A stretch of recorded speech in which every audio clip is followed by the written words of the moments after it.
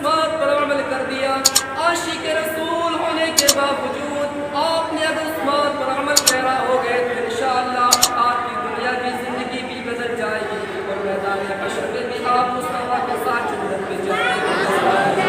تو بات کیا ہے؟ بڑی پیاری بات میں آپ کو بتاتا ہوا چاہتا ہوں مسلمانوں، توجہ قریب کرنا۔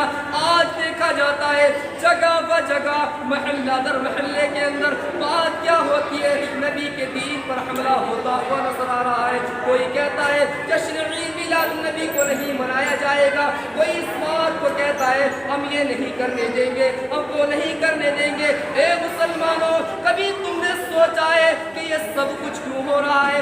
اس کی سب کچھ کی وجہ کیا ہے؟ او مسلمانوں، اتنی بارش ہو رہی ہے، یہ بارش کیا ہے؟ ہم سوچتے ہیں کہ اللہ کی رحمت بارش ہوا کرتی ہے، لیکن مسلمانوں تمام ہی ہندوستان کے باشندوں کی کھیتیاں خراب ہو گئی ہیں، کھیتیوں کے اندر اناج برباد ہو رہا ہے۔ خدا کی رحمت یعنی خدا کی اناج کی بے قدری کی جا رہی ہے۔ یہ خدا کا اناج، یہ دیا ہوا رزق کہاں کھیتوں کے اندر گلتا ہوا نظر آ رہا ہے؟ کبھی آپ نے اس بات پر توجہ کی ہے؟ او مسلمانوں سنو، یہ قحط سالی کا وقت نظر آ رہا ہے، آج ہم نبی کے دین سے متنفر نظر آ رہے ہیں، اسی وجہ سے یہ پریشانیاں ہمارے اوپر آتی بھی نظر آ رہی ہے۔ میں آپ کو بڑی پیاری بات بتاتا ہوں، آپ نے اپنے گھروں پر بڑے بڑے مجھے جھنڈے لگائے ہیں، لیکن مسلمانوں یہ جھنڈے لگاؤ یا مت لگاؤ، لیکن اپنی بیٹیوں کے اوپر، اپنی بیٹیوں کے سر پر دو روپے کا روپٹہ لانے کے بعد ڈال دو، انشاءاللہ العظیم نبی کی شریعت کی محافظت ہو جائے گی۔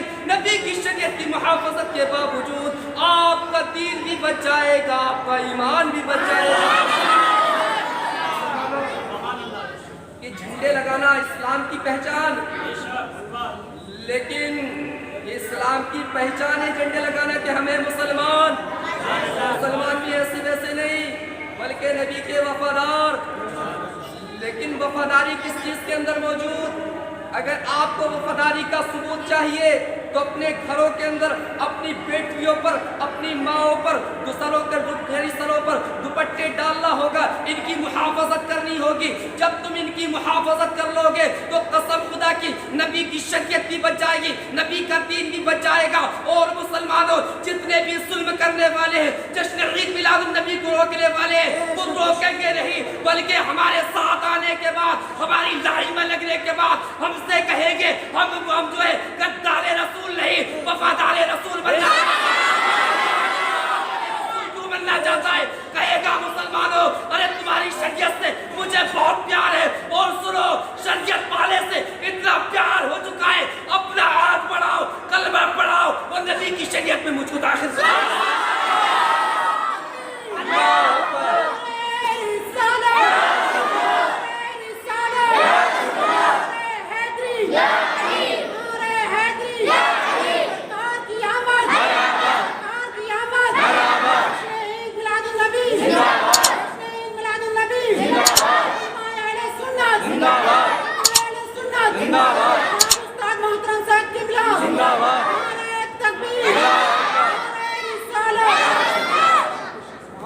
مسلمانوں آج میں تمہیں ایک ایسی بات بتاؤں گا کہ آپ کا کلیجہ شک ہو جائے گا۔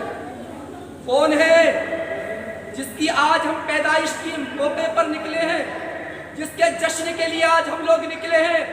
وہی اسی کی بیٹی، اسی کے جگر کا ٹکڑا، اسی کی لخت جگر، اسی کی نور نظر، کون؟ فاطمہ الزہرا رضی اللہ تعالیٰ عنہا ہے۔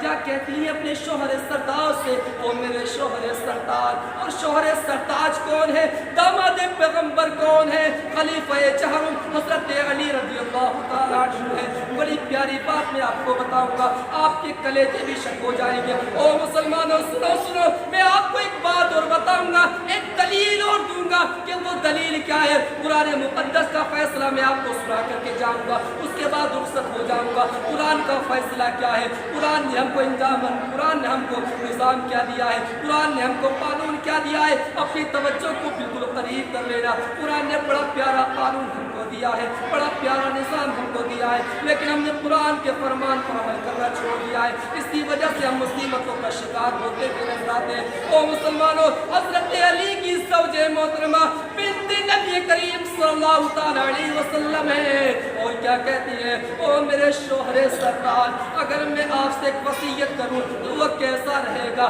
حضرت علی رضی اللہ عنہ ارشاد فرماتے ہیں، او میری زوجہ ارے کیا وصیت کرنا چاہتی ہو؟ وصیت کرتی چلو، انشاءاللہ العزیز میں بھی داماد پیغمبر ہوں، میں بھی خلیفہ چاروں ہوں، میرے سینے کے اندر بھی اللہ کے رسول کی محبت ہے، میرے سینے کے اندر بھی قرآن کی محبت ہے۔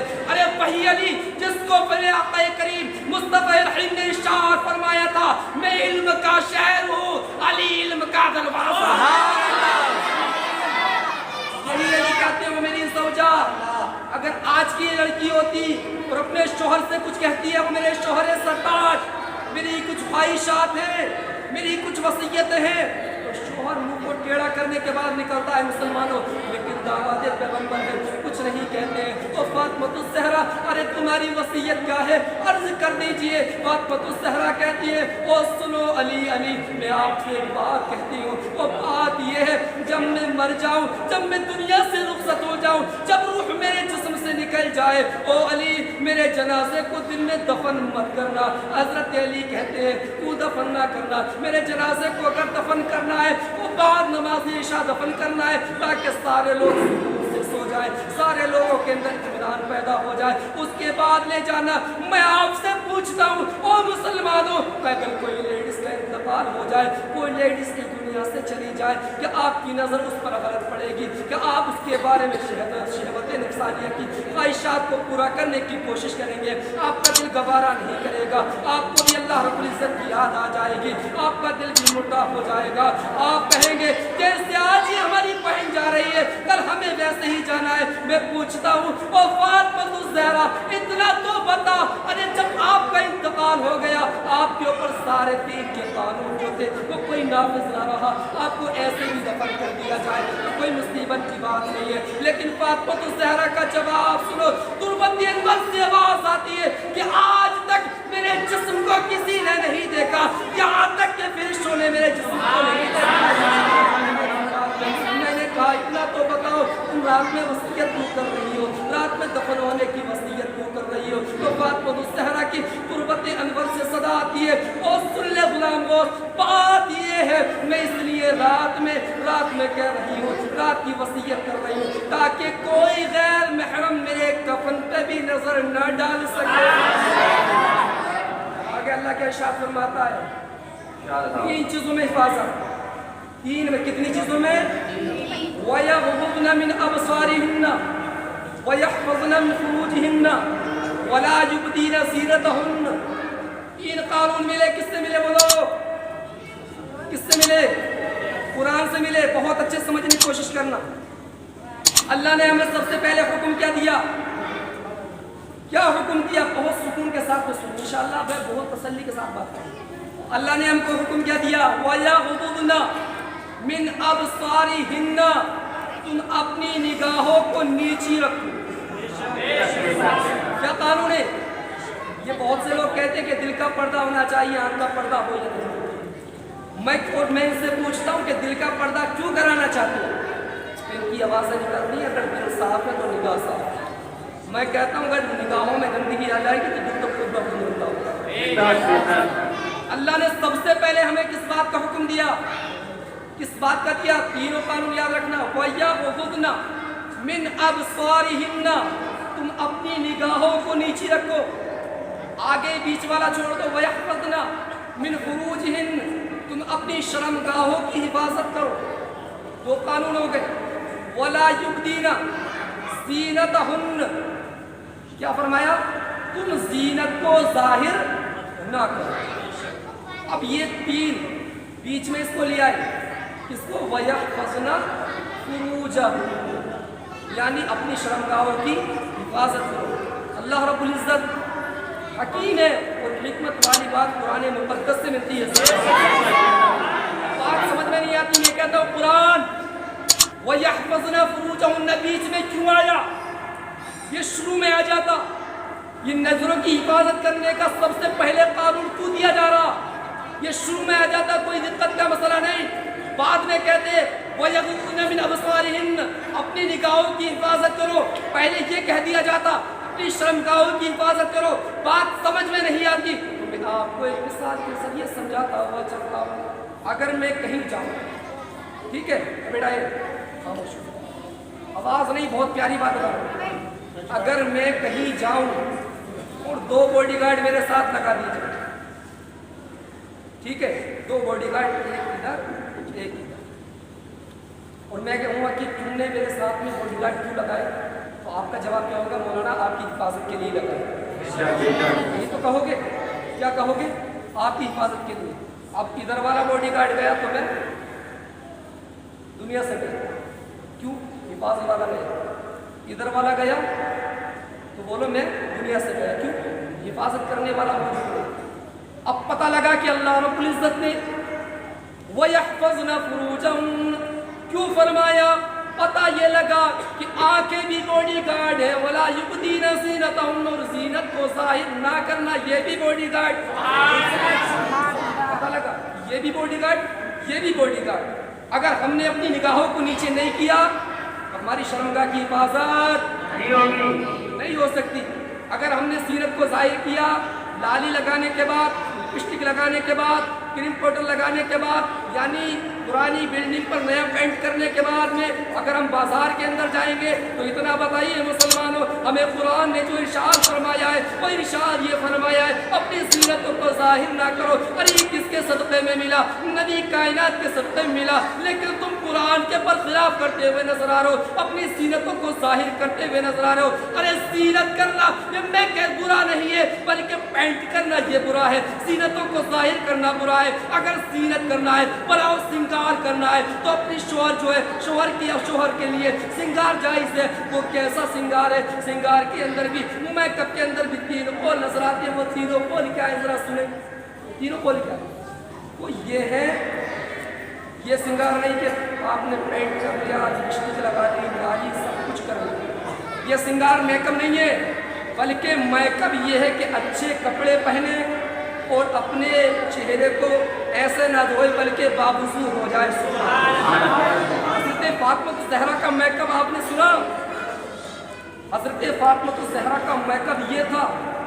ارے نبی کائنات کی بیٹی تھی, سب کچھ ان کے قدموں میں تھا, لیکن ہمارے پاس کچھ بھی موجود نہیں. کیا میک اپ تھا؟ حضرت علی کے لیے کیا میک اپ کرتی تھی؟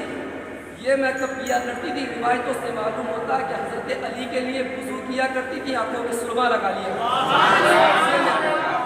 آج کا میک اپ نہیں ہے یہ, لیکن اس کے برخلاف ہے. مسلمانوں کی ان سارے قانون کے اندر ہم پھنستے ہوئے. تو قرآن نے تم کو کتنی چیزیں دی, یاد ہے کتنی چیزیں؟ 3. کیا کیا ہے میں پوچھ سکتا ہوں, کیا چیزیں؟ اپنی نیچے رکھیں, اپنی ارے شرمگاہوں کو کی حفاظت کریں, اور اپنے گھر کی جو لڑکیاں ان کی زینت کو ظاہر نہ ہو. یہ ہمیں قرآن نے قانون دیا, لیکن مصطفیٰ کریم کے دیوانوں, مصطفیٰ جان مشاور کرنے والوں, مصطفیٰ جان رحمت, شمع بزم ہدایت, نوشہ بزم جنت, ساقی حوض کوثر کا جشن منانے والوں, آج تمہیں قانون پر عمل کرنا ہی ہوگا انشاءاللہ. آج اس قانون پر, قانون خدا بندی پر تم نے عمل کر لیا, اور عمل کرنے کے بعد دنیا والوں کو بتا دیا نہ ہم اپنی ہم نگاہوں کو نیچا رکھیں گے, ہم اپنی شرمگاہوں کی حفاظت کریں گے, ہم اپنی زینت کو ظاہر نہ کریں گے. اگر اللہ کے لیے سب کچھ تم نے کر لیا تو قسم خدا کی, نبی کائنات, نبی مختار, گنبد خضرا میں جو آرام فرمائے, ہماری چٹلا سکت پور کی سرزمین پر آئیں گے, اور ہم غلاموں کے نصیبوں کو جگا کر کے چلیں گے. نصیبہ یہی نہیں جگائیں گے, بلکہ قبر کے اندر بھی میرے آقا تشریف لائیں گے, کہیں گے وہ میرے غلام. ارے پریشان کیوں ہوتا ہے؟ اب تیرا آقا تیرے سامنے آ چکا, اب بھی تو پریشان, اب بھی خاموش ہو. مسلمان کس کا جشن منانے آؤ, کس کا جشن منانے؟ نبی کا جشن. ابھی جو ہے اب تمہیں 3 قانون میں نے دی انشاءاللہ, اس پر عمل کرنے کی کوشش بھرپور کی جائے گی. اب نبی کی آمد کے لیے میں 2 شعر پیش کر رہا ہوں, اس کے بعد صلاۃ و سلام ہوگا. ایک مرتبہ پڑھیں.